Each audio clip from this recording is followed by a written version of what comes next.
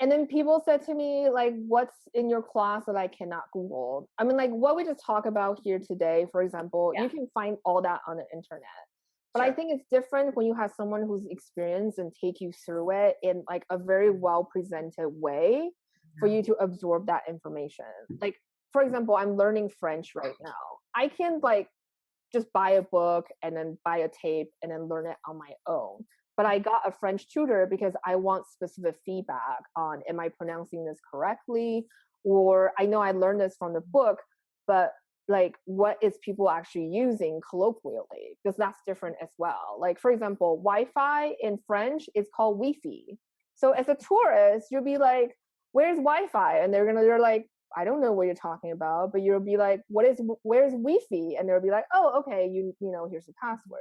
So there's things that like Googling and books may not be able to teach you, but with our experiences, we might be able to fill in those gaps. And that's why I think it's Yeah. important to really look at what kind of education that you need. Say that you really are terrible at understanding money, then take a class on how to work Yes. with money. Like take a Yes. bookkeeping class, for example. Like all these things are very readily available nowadays on the internet or at a bookstore and the library. It's all out there. So like I think you really have to assess what kind of knowledge you need to learn and then find the right teacher for you.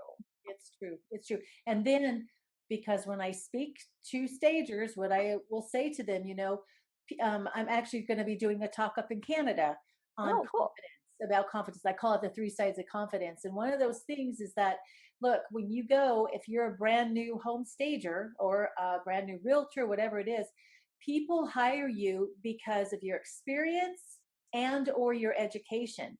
So if you're brand new and you haven't done anything to educate yourself and you don't have any experience, why should they take that chance on you? And my husband said something to me 13 years ago because I'd been in business for a year and I was considering taking that course, and it was quite the investment.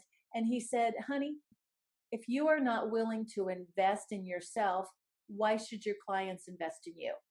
And Right. I signed up for the class. So I just want to encourage everybody just think about that. There's a lot of things out there, but so many of these courses are put together to give you a broader knowledge. Because another thing is, my definition of an expert is someone who knows the things you don't know you need to know. Yeah. And as a new stager, you don't know what it is that you need to know.